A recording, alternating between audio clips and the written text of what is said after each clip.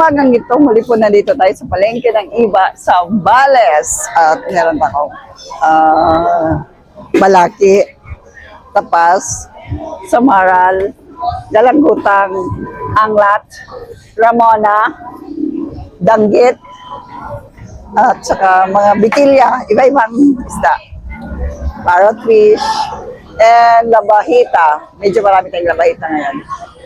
At sa lahat ng aking mga supporters at patuloy na sumasubaybay sa aking mga followers, thank you so much for your continuous support. Sana patuloy niyo pa ako suportahan sa aking FB page at dito sa YouTube channel. Please subscribe my YouTube channel sa lahat ng nanonood na maghanap buhay natin dito sa palengke. Sipag at syaga lang ang kailangan dito. Although titingnan ko natin at this very moment, napakakunti pa ng mga tao. Kaya medyo kukunti rin ang aming mga isda ngayon.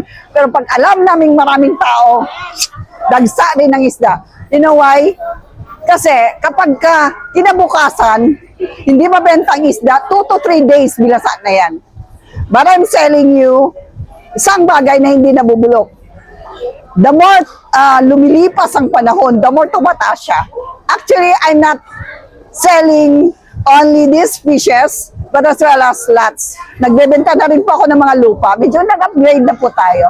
So sa lahat ng aking mga followers out there, sana makita nyo in my FB page kung ano ang mga lupang binibenta ko.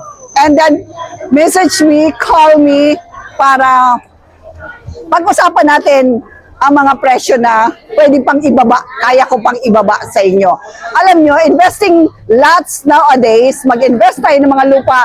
Ngayon, sooner or later, 2 years from now, or 1 year from now, tumataas ang value ng lupa. Lalo na dito sa Iba, Zambales, which is the heart of Zambales. Ito po ay tourist spot na actually ang Iba, Zambales. Kaya pansinin natin, dati napakamura ng mga lupa dito sa Iba. Now, thousands na per square meters. Thank you so much, sir.